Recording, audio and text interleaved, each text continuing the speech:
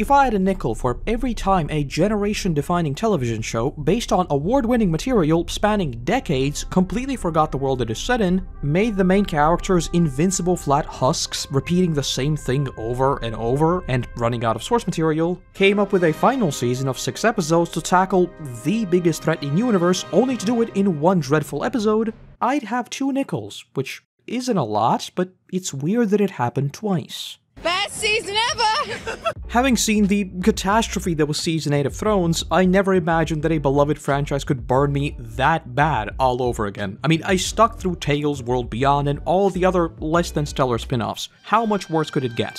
We saved you, and the only people in danger of being killed, well, it isn't the helpers here.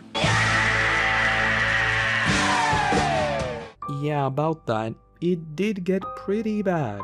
For simplicity's sake, I'll break up this video in major chunks so that we can talk about all the specific issues in isolation and how they manifest in all the different shows. And while The Ones Who Live will be a major point of conversation, I think it'd be silly not to talk about the wider state of the franchise and why most people probably didn't even make it to The Ones Who Live.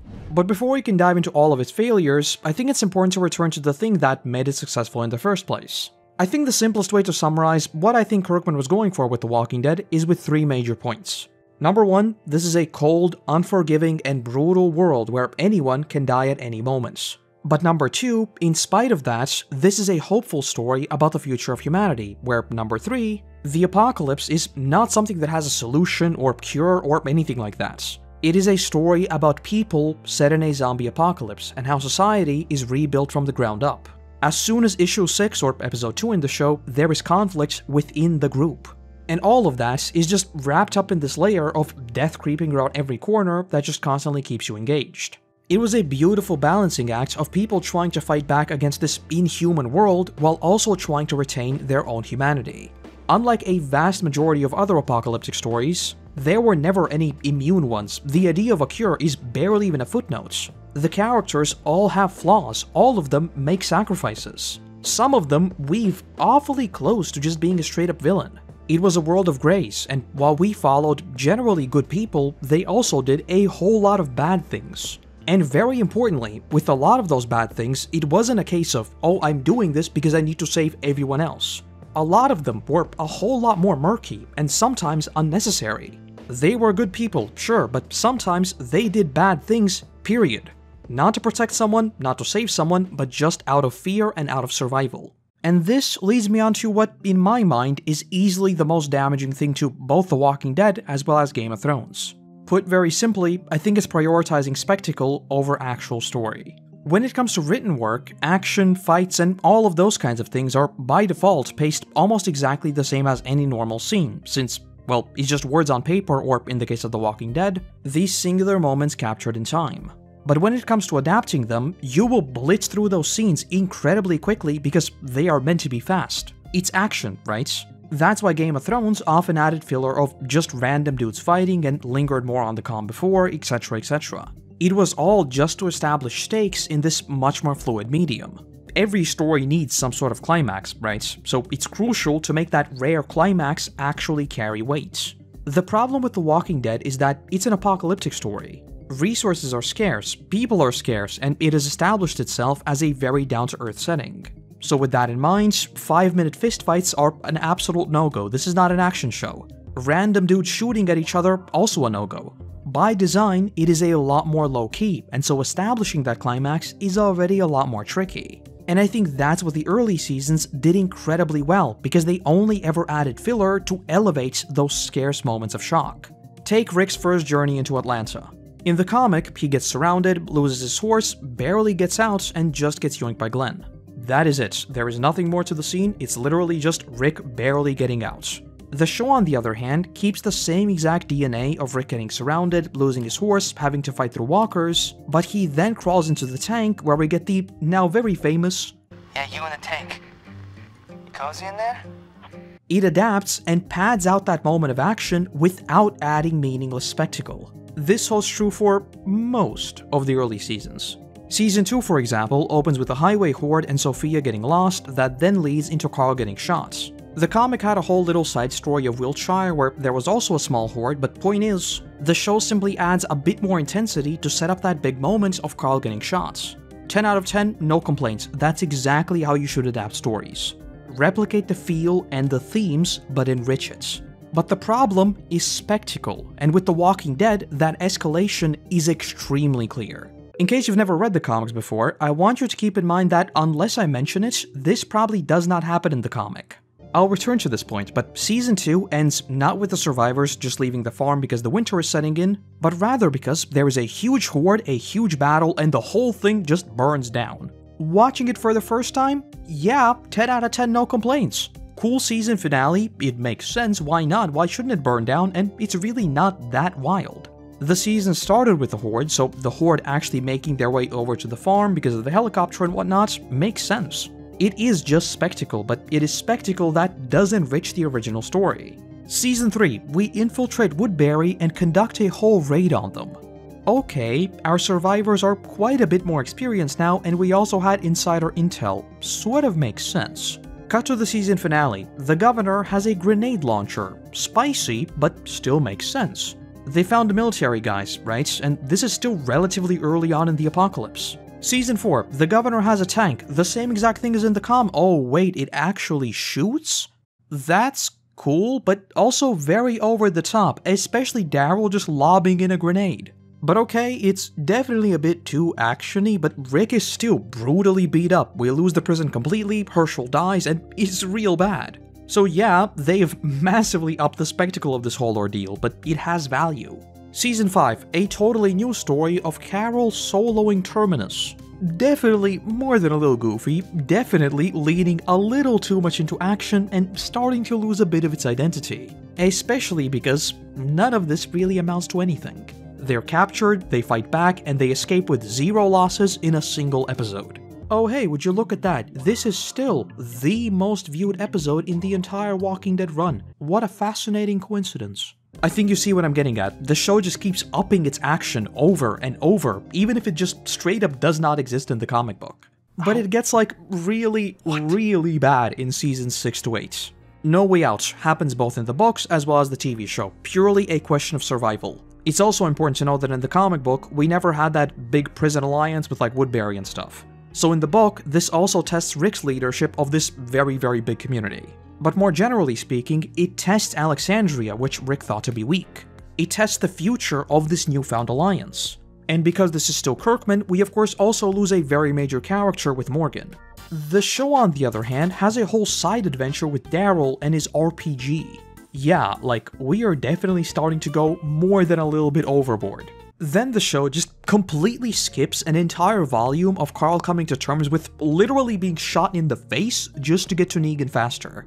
Like seriously, he gets shot and the next episode opens with, What?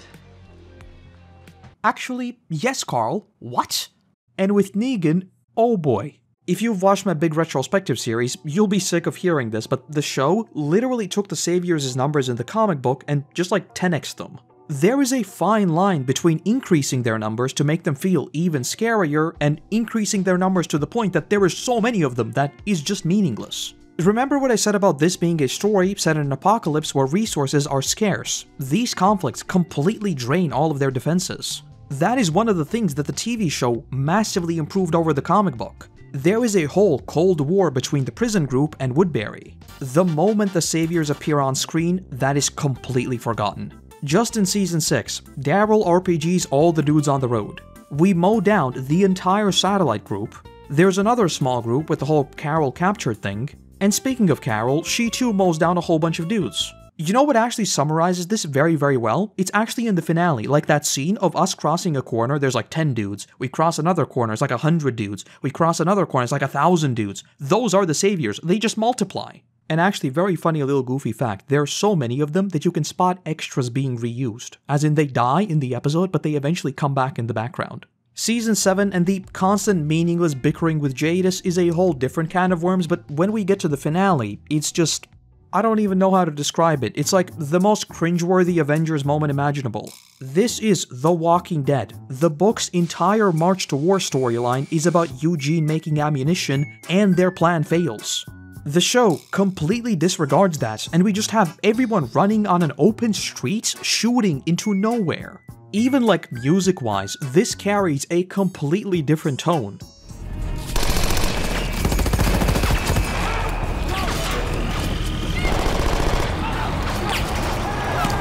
Out of here? They could regroup. No, we can't take the chance. He's not gonna stop. All right.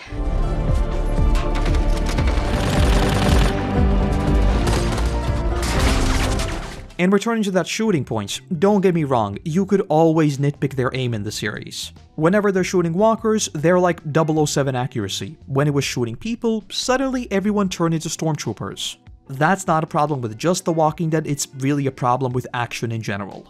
But this? In one fell swoop, it completely removed any weight that this conflict could have had. In my mind, this makes about as much sense as John Beyond the Wall. The goal of this whole thing is exactly the same as it was in the book. We ambush Negan. But the themes and the grit is completely sacrificed for the sake of this meaningless spectacle of people just running down the streets. Genuinely, the Alliance just appearing feels like Avengers. This is not The Walking Dead.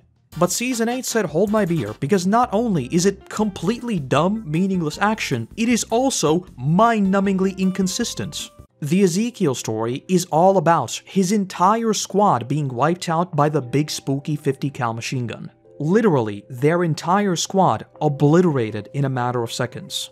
Well, time to deploy Rick and Daryl, because they are also shot at by a 50 caliber machine gun on an open road for a good few minutes. Ignoring the fact that Rick's car would have been Swiss cheese, Daryl pulls up and one-taps the dude with a pistol. And now you're going to tell me that this gun is super dangerous? My suspension of disbelief doesn't quite go that far. Like, at this point, you're just telling me, just don't pay attention, just don't look at the screen, I don't know. This is like if Danny's Dragons suddenly went from indiscriminate nukes that literally melt buildings to highly precise targeted fires. Wait a minute. Season 8 also completely forgets that little fact that ammunition is a problem, and we just shoot, and shoot, and shoot some more, and then a little bit more. And I feel like I need to stress this, I'm not saying ammunition is a problem just because it was a problem in the comic book. Ammunition is a problem in the show. We're gonna jump over the rest of Season 8 because it's just more of the same, but the season finale just says, you know what, somehow they returned, and after the war in which hundreds have already been killed, this happens. I don't even care about the fact that none of the guns were tested, all of them actually blew up, etc, etc. I don't even care about any of that anymore. Just the sheer number of people makes everything here completely and utterly meaningless. We fought a war. Where do they keep spawning? Season 9 is actually a little bit better about this, but Seasons 10 and 11 are once again just beyond dumb, and The Ones Who Live is, oh boy. We spent years and years, even have an entire spin-off to convey the strength of the CRM. The season opens by saying Rick has tried to escape like 7 times or whatever, and even cutting his own hand off failed. Oh, and by the way, I'm guessing a bunch of you might not have even seen The Ones Who Live, so the super TLDR about the CRM military is that they're this super militaristic unit who has a whole big plan of restarting civilization. Problem is, they've run the numbers and realized we don't quite have enough resources for that, so what we're going to do is kill a bunch of people and basically start from scratch in these highly secured safety zones. And by highly secured, we're talking like missiles, countless soldiers, helicopters, fuel out the wazoo apparently, and the list just goes on. They have like literally everything you could ever want and a little bit more. I'm simplifying here, but after all of that, after spending like 8 years with zero possibility of escape, everything just so happens to line up so that Rick and Michonne can just blow up all the soldiers in a single afternoon. And Rick also face tanks a grenade. Remember how a grenade was our only way out of the CDC? The whole bulletproof glass thing and all that? Yeah, actually maybe I'm wrong. Rick had a couple of walkers in front of him. I'm sure they'll absorb the grenade. And again, the worst part about everything in the CRM is that it means nothing. It changes nothing. Very, very simple question. What is Rick's agency in the CRM? How does his story actually change and develop? He tried to escape a bunch of times and failed. Cool, makes sense, very brutal. So what does he do? Does he make sacrifices? Is he forced to think selfishly to get back to his family? What does he do? Well, Michonne is now there, so they just kill everyone and then try to escape and succeed. Spoilers for The Last of Us and the Season 1 ending. If you don't want to hear this, skip to this time. Let's look at Joel and Ellie. The ending of The Last of Us has Joel choose Ellie, one person, over the future of humanity. over the potential of curing everyone, of potentially putting an end to the apocalypse completely.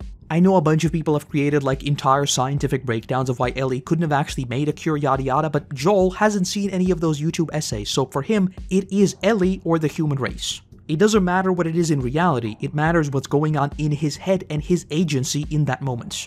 But yes, that is a very, very heavy choice that people debate to this day. Rationally speaking, obviously he should have chosen the human race. Emotionally speaking, and most parents say this, they would have chosen Ellie every single day of the week.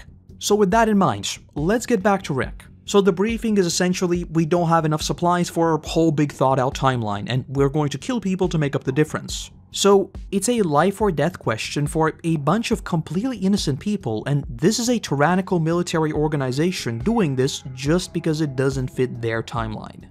First of all, if you want to create a trolley problem, you need some sort of point of reference. A lot of people means nothing in a person's mind. But that's not even the worst part, because the trolley problem we have here is A, we're going to go out and kill people, which by the way, very morally complex. I think we can sit here and debate whether or not this is a good thing for a very long time. Definitely. Or B, we're going to let a whole bunch of people starve. Effectively, they're still going to die. Oh, and the cherry on top, these people who are doing the very morally great thing of going out and literally hunting people down also enslave a bunch of people, and there's also this whole thing where you can like literally never leave, and if you had anyone you cared about on the outside, they're literally going to die. Very, very morally gray indeed. And my favorite thing, remember how with Negan, we didn't go to war right away because Rick was just afraid of losing so many people? Like, it's a war. A lot of people are going to die, right? Yeah, well, with the world's most powerful military, all it takes is a single afternoon of Rick and Michonne's time. Okay, I lied, my favorite part is what actually happens after. A literal voiceover of what happened.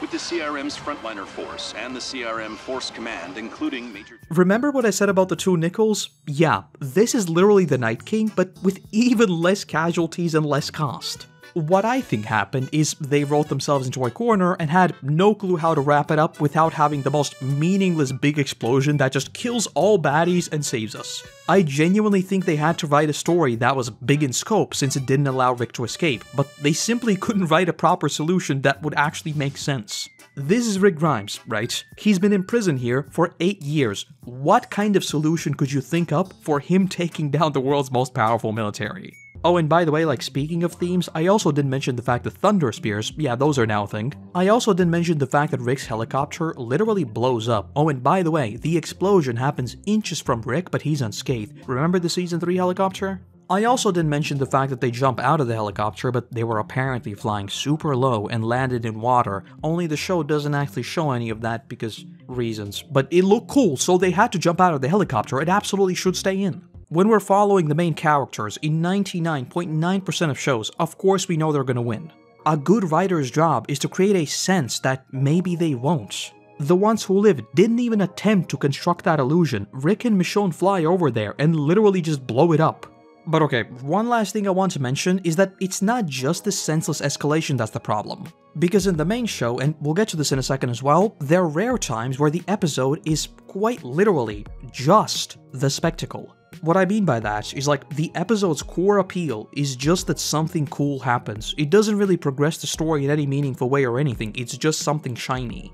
Let's look at Season 11, an absolute mess of a season where the production didn't even know that that was actually the final season and they had to write around that, but you know, whatever. Let's look at the Connie House of Horrors episode. It's directed by the legend Greg Nicotero himself, and Connie is easily one of the best additions to the cast post-Rick's exit. But the thing is, while the episode doesn't have some infinite ammo, 300 people nonsense, it still lacks any substance.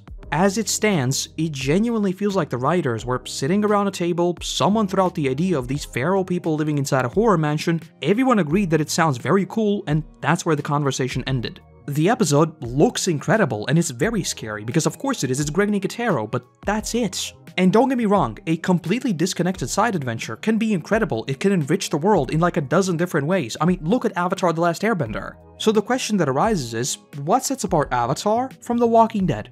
And the answer is surprisingly simple, Avatar actually has a coherent story. For simplicity's sake, keep this in mind for now, we'll return to this point.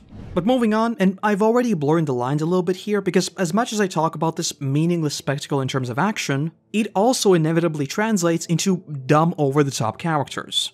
Like, for example, if Rick is meant to single-handedly mow down 30 dudes just because this conflict is going to be very, very big, Rick also sort of becomes John Wick, right?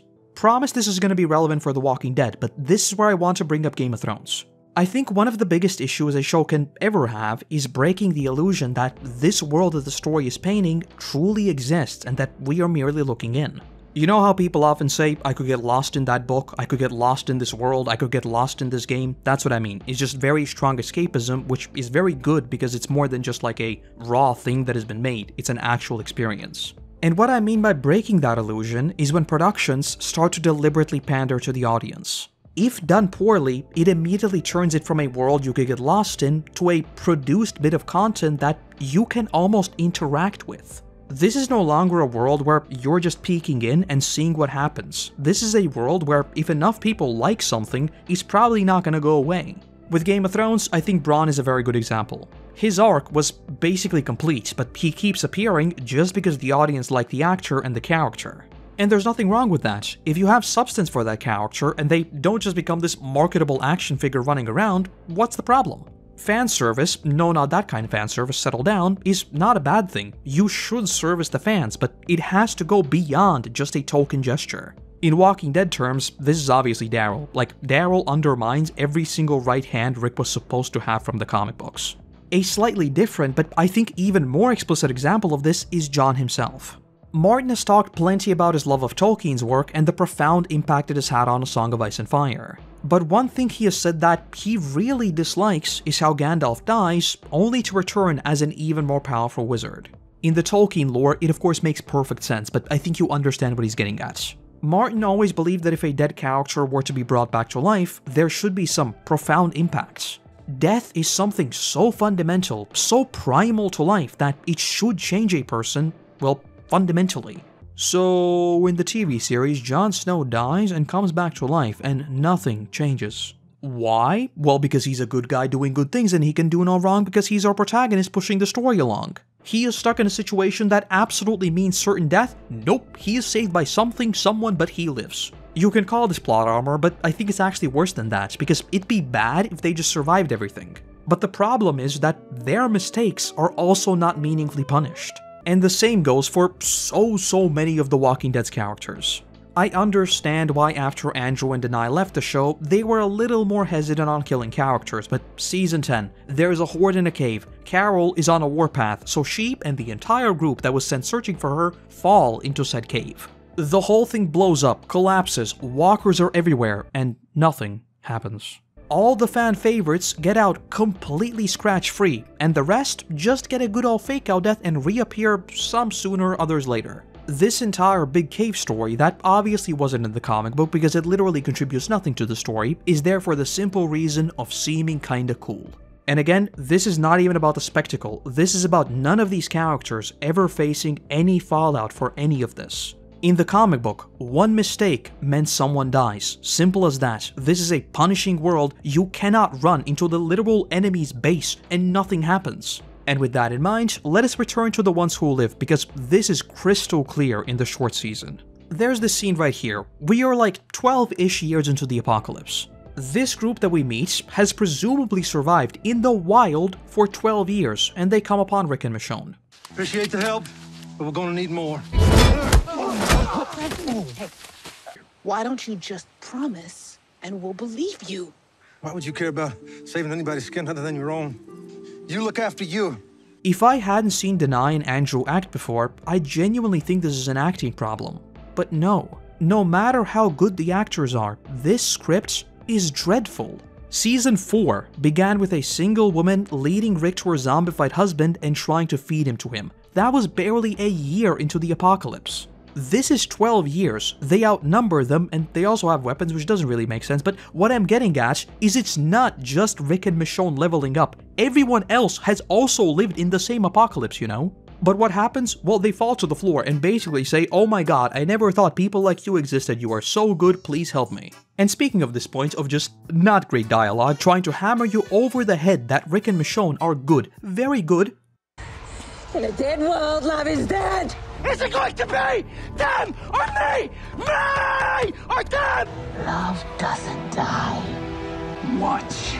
The problem is not that this is a catchphrase, like the whole "we are the Walking Dead" is also a catchphrase. The problem with this is that no human being would ever say this. Like, you just killed a person, you turn to them and say, "Love doesn't die." Who does that?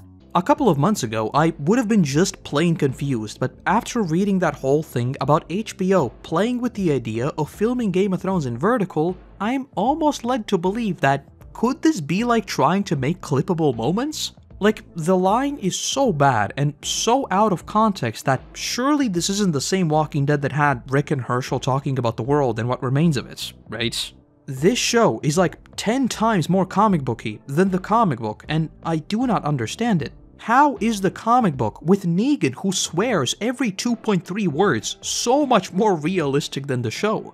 But okay, let's return to our group of low-level NPCs, because they, plus Jadis, surround Rick and Michonne. Surprise, Walker pops out of the blue, everyone dies, and we then press E to continue, and Jadis delivers her dying monologue. Everything I've ever was tired. My old one, my new one. If I didn't kill you all, somehow, someway you come. I thought in my death it was worth it. The CRM will bring the world back. I wish I died an artist. We found this. We wanted to give it to you. Every single character in both this show, as well as later seasons of the main show, feel like NPCs designed to interact with the main character and then just cease to exist. It doesn't even attempt to paint a consistent world. For another, slightly unrelated but also related example, let's pop on over to New York. There's the scene where our alliance is meeting the bad alliance, so Negan will be unleashed to scare the bad alliance.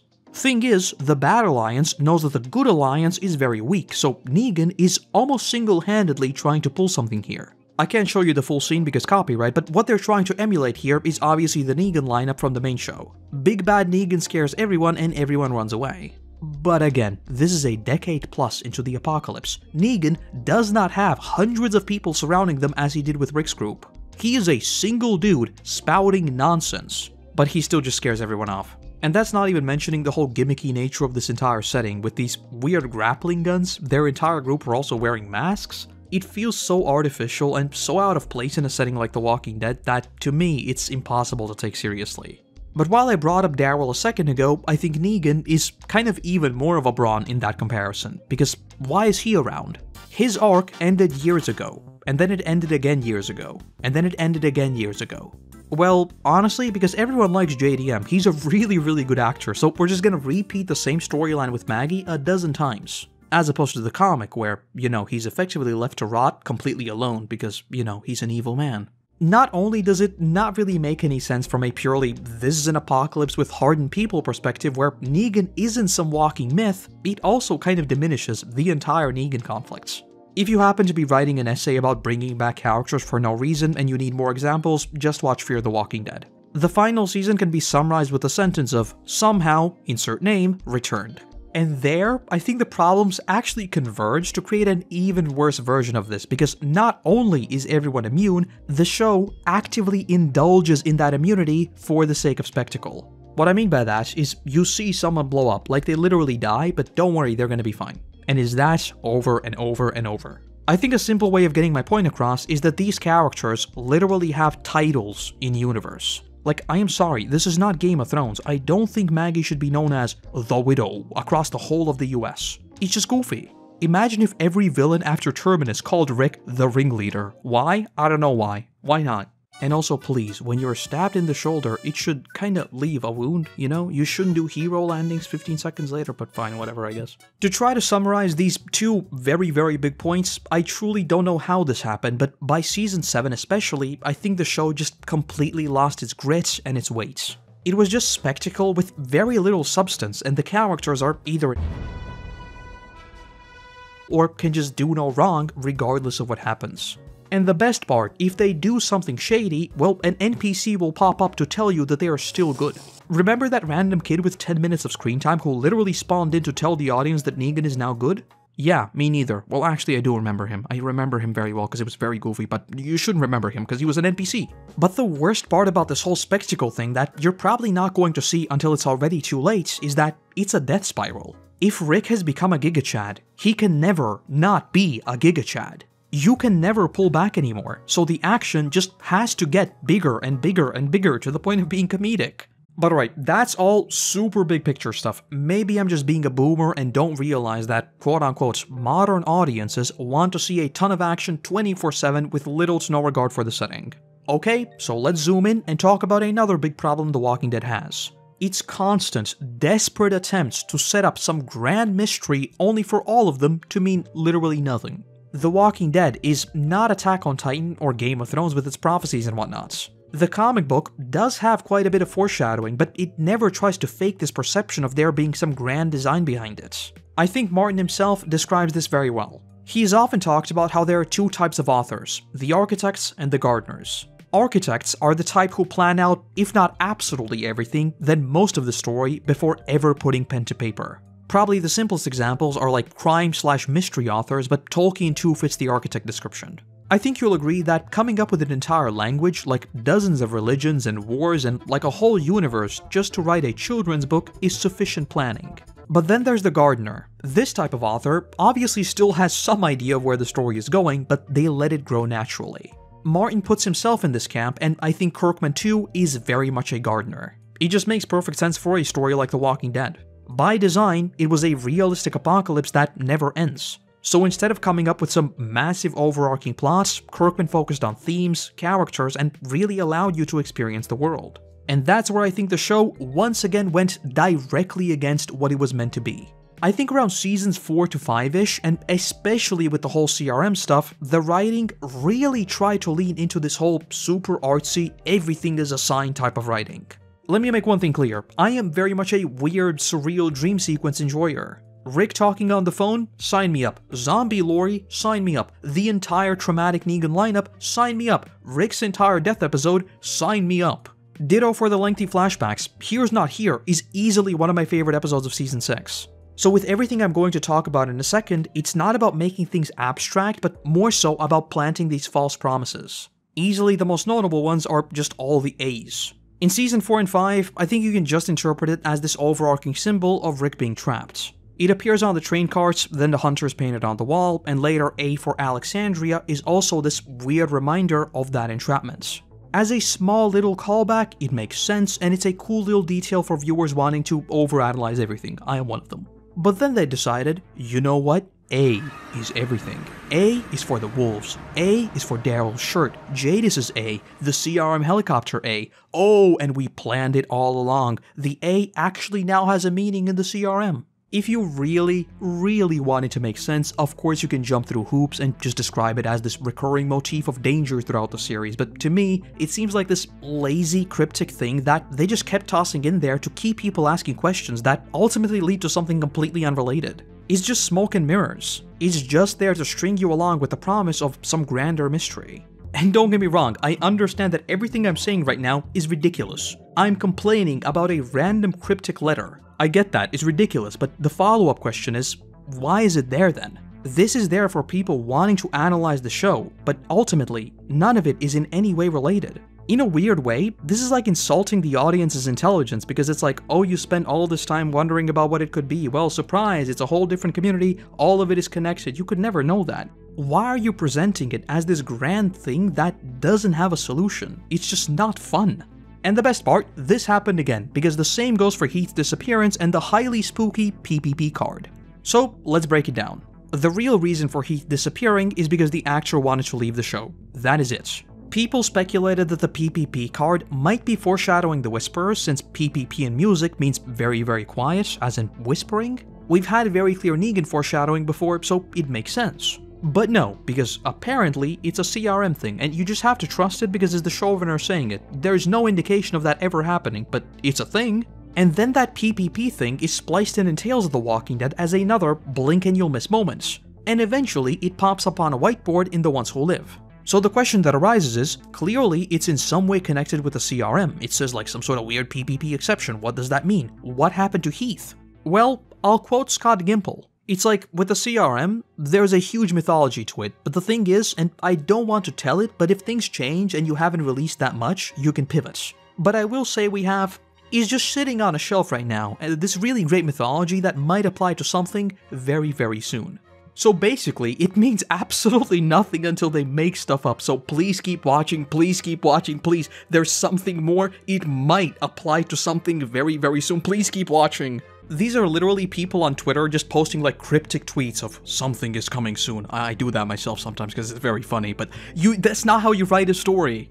And the thing is, if it wasn't for the A's, I'd be like, okay, maybe you've thought of something. But the thing is, after you make a whole overly dramatized thing about a literal community's fate being decided by a coin toss in the episode, this is not like out of the show, we actually see this, only for the showrunner to reveal what happened after the show ends? Nothing happened, by the way. Like, I'm sorry, I put more trust in my cat foreshadowing the weather than I do The Walking Dead at this point. It's just red herrings gone rogue. A bunch of them are often just straight up inconsistent, a whole bunch of them are complete afterthoughts retconning half the show, like smart walkers by the way.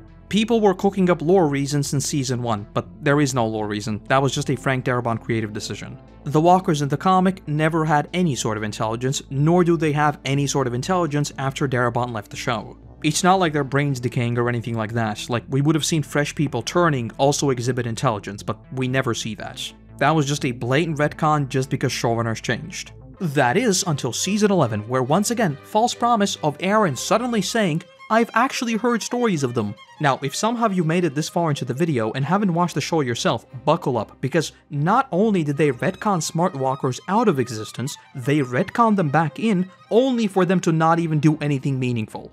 Why did they do that? Because please keep watching. In the wider lore, there are special walkers in Europe, we promise, keep watching please. But wait, I hear you say, a lot of the stuff you keep talking about are entirely external events, there was nothing they could do. The reason why Oceanside didn't show up is because the show was cancelled and they had to work around it. The PPP card was also the actor leaving the show. Yes, you're absolutely right. The same as Rick was airlifted out because Andrew Lincoln wanted to leave the show. The same as Michonne disappearing because Denai got the bag from Marvel. Big W, by the way. And the same as Maggie leaving because she also became a super cop. Another big W. So yes, criticizing external events is kinda goofy, right? But also kind of not, because another problem the show has, like after Season 7, is that they never commit to anything. An architect plans out everything. A gardener develops the story based on current circumstances. The Walking Dead does neither, because it sets up this whole PPP card without ever knowing whether Heath will return. Remember Season 5 and all those spontaneous deaths that just reminded us that this world is dangerous? A bunch of those stories, yes, they were abruptly cut short, but it makes sense in the world that is The Walking Dead. That is what a gardener should do. If an actor wants to leave, kill them off. With Andrew, Denai, and Lauren, they got very lucky because all of them actually decided to return. But what if Whiskey Cavalier was never cancelled and Maggie never returned? Or better yet, what if after the development hell that was the movie trilogy, Rick and Michonne never got a proper conclusion? Rick was airlifted out, sure, whatever, but Michonne's story would have ended with her leaving her children behind to literally try to find a dude in the middle of a zombie apocalypse only to never return. This is the same world where we lost Dale, who too wanted to leave the show by the way, on a regular evening stroll. We lost Tyrese with the entire group still around. The world where Noah was torn apart because of a single weak link. But no, we are a decade into the apocalypse and everyone goes off on their own adventures because they can solo the world. Apparently. They outscaled the scaling, okay? Why don't you go and find out yourself? Send me a postcard. Honestly, my theory is that they killed off Carl, who was the obvious future of the show, and by the way, no, Chandler didn't want to leave the show, he didn't go to college or whatever else people have come up with. He literally bought a house nearby to make filming more sustainable long term. And his parents also roasted Gimple for a few months, which was very funny, but no, he was fired. But that's beside the point. I think they killed him off and sort of realized that, hold up, we don't really have anywhere to go. Like, Sophia is no longer in the show, she's still in the comics. Carl is no longer in the show, he's still in the comics. We sort of don't have anything that represents the next generation, you know? So when it comes to character deaths, I think they never committed because what if someone else wants to leave and we don't have any more main characters? Like, at least there is a chance of bringing someone back, right? And so yeah, Rick blows up, but is airlifted out, people leave left, right, and center, and then the show just gives up on show don't tell and just tells us that they were doing something somewhere and now they're back. It's just so shallow. You just can't tell a story like this without ever committing to anything. Well, to be fair, I guess they did commit to something, and that was killing the entire future of the story by killing off Carl, off-screen, for some reason. Yeah, everyone else though, they're vibing. Someone who isn't exactly vibing though are AMC themselves. If you've been following the behind-the-scenes stories for a while, you'll know that Frank Darabont, the original showrunner, sued AMC over profit sharing. And more recently, Robert Kirkman himself, along with a number of producers, also sued AMC. From a purely viewer perspective, a bunch of that is completely irrelevant to us, it just deals with like residuals and payments, but you know, it's kind of boring stuff. But the thing that is important is 1. AMC's relationship with Kirkman, the literal creator of this franchise, and 2. the effect it's already had on all the spin-offs. Starting with the latter, correlation is of course not causation, and also keep in mind that I am by no means a legal professional and my only consultant is ChatGPT, but from what I gather, AMC settled one of the lawsuits where one of the terms is that profits from both Fear the Walking Dead and The Walking Dead would have to be shared with the plaintiffs. Coincidentally, both shows ended almost immediately, and what followed are all the other spin-offs which are not covered in this legal documents.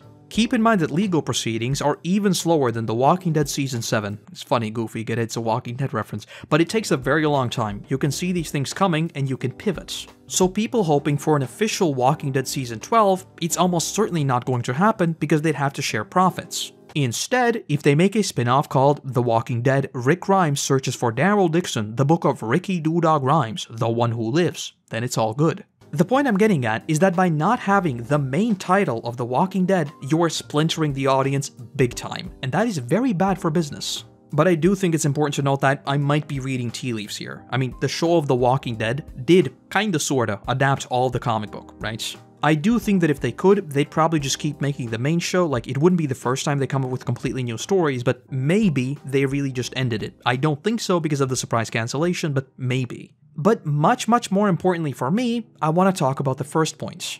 Even before The Walking Dead was turned into a live-action show, so this is like 2008 to 2010-ish, Kirkman said multiple times that he is interested in making a Walking Dead anime/animation/call it whatever. But even more importantly, as recently as December and this April, he has discussed AMC's interest in doing something like that, and later stating that he'd want to do it, but that he would have to get the rights back from AMC. I've talked a bunch more about this on my second channel, but money-wise, I think a renewed collaboration between Kirkman and AMC for a 100% faithful comic adaptation does make sense. Looking at something like Google Trends, none of the spin-offs have even remotely reignited interest in The Walking Dead as a whole. Even focus communities like Reddit, all of the top upvoted posts are all like 7-8 years ago. None of those are really recent. But then again, would AMC even budge on, like not including Daryl for example? Hard to say, so I think the only way this would really work is if Kirkman really has 100% creative control.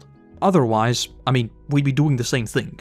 The TV series was a comic book adaptation, it just became very different, especially with stuff like Daryl, right? So redoing it with these changes that were in the TV version is completely redundant. With the colored version of the comic book still trucking along, there definitely seems to be sustained interest in more comic material. Invincible has been doing incredibly well on Amazon, and just about every streaming platform is now fighting tooth and nail for exclusivity on anime properties. So again, purely money-wise, I think this is something that could happen, and to me, that is the only bit of franchise that I think I'd actually be interested in now. I think the unfortunate part around that is that a lot of people tend to throw out these reboots bad, adaptations bad, zombie genre fatigue, or whatever else, but every single metric disproves that.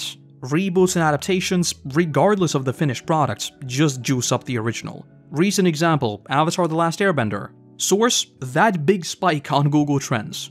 Another example, One Piece, big spike in Western markets once live action was released. Another recent example, Invincible. So whether it was originally animated, originally a manga and has an anime, or it's just a comic, it is still a net positive for the IP as a whole. So again, money-wise, it makes perfect sense to me. And with the zombie genre fatigue, I don't think this is true either. I think what people mean when they say they're sick of zombie material is just the same zombie material. The number one complaint of The Last of Us was the lack of infected. Most of the infected were obviously in the gameplay sections, and they sort of cut a lot of that, so they were really sparse. Thing is, just like The Last of Us, The Walking Dead is not a story about the zombies, so as long as the primary plot is strong, a good backdrop of the apocalypse is just the cherry on top. Same thing goes for video games, by the way. I think when most people say genre fatigue, it's just because the idea in that genre has gotten stale. But that's beside the point. What I'm getting at is that I think the TV universe is very much struggling. From the numbers that are available, it's still pulling okay figures, but I mean, compared to everything it did before and compared to most other big TV shows nowadays, it's very, very rough. But the thing is, there is this gold mine in the comic book just sitting there. Personally, I don't see a future for this IP without like a big House of the Dragon moment where we actually return to the heart and soul of what made it what it was. Killing people and then telling them that love doesn't die, that's like Far Cry levels of insanity. It's not really The Walking Dead. If I was prone to conspiracies, I could almost believe that the title of The Ones Who Live could even be a personal slight against Kirkman, since it's kinda the complete inverse of what Kirkman did with that. But yeah, having slept on it, having thought about it for a good few weeks now, I do think The Walking Dead, and especially The Ones Who Live, has actually beaten Game of Thrones for just how much it disrespects the source material. I think the reason people tend to really focus on Thrones more than The Walking Dead is because Thrones imploded in spectacular fashion, whereas the cracks in The Walking Dead had begun to form way earlier and just compounded over time. Having spent a good 3 years now chronicling the entire story of both the show and the comic, I've also seen a pretty funny emergence of survivorship bias. Back in the season 1 to 5 videos, I was a crazy fan gushing about everything who needed to shut up. By season 10 though, I am either A, the most jaded person on the internet just farming hate clicks because that is definitely what my channel is about and I don't have genius in every title of the video, or B, I am 100% based. This show fell off and it's so bad.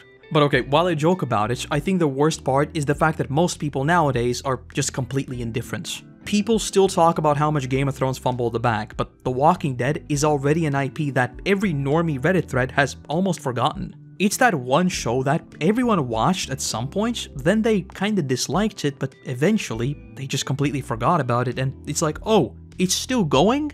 Loving it or hating it still means that people are invested in actually seeing it succeed. Indifference is the thing that actually kills an IP. I've been very animated in this video, and I might have misled you into thinking that I'm super mad about his failure and that I hate it and that it's super bad, but after The Ones Who Live, I'm not really mad at all. I'm not even disappointed, to be honest with you. I'm sort of just indifferent. Michonne and Rick were those two final remaining things that I was really looking forward to as classic The Walking Dead. It started off relatively strong, but very quickly the story saw exactly the same problems as the main show. And because of that, there's really not much else for me to look forward to.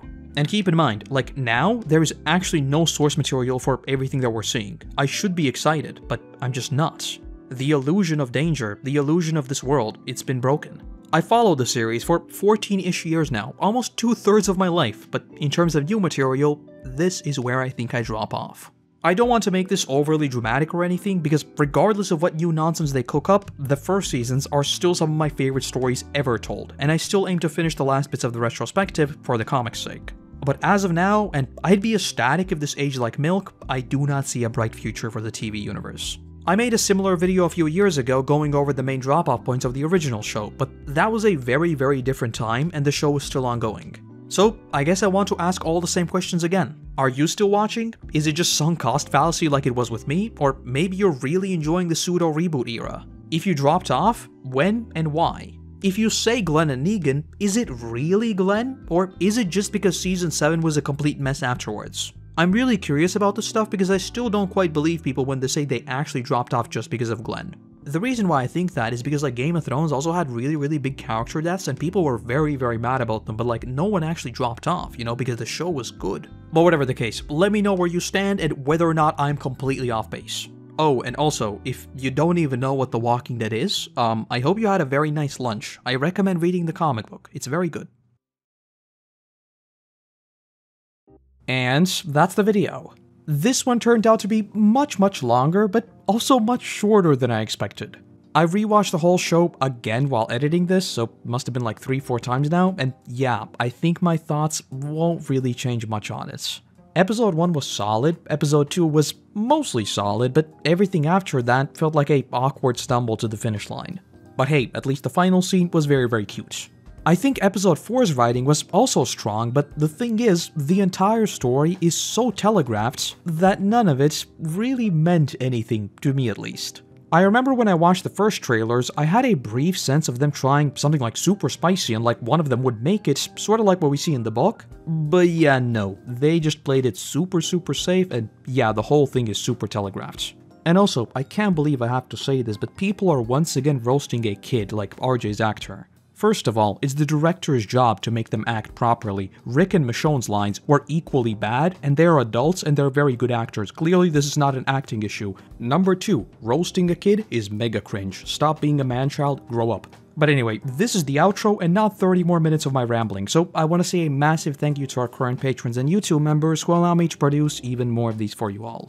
And let's also give a warm welcome to the newest members of the team, Tom Murray and Franklin Stone. Without you, there'd be a whole lot less of my ramblings, so seriously, thank you. My voice is really starting to go, so I want to say thank you very much for watching. I hope you have a great day, and hopefully, I'll see you in the next one. Bye-bye.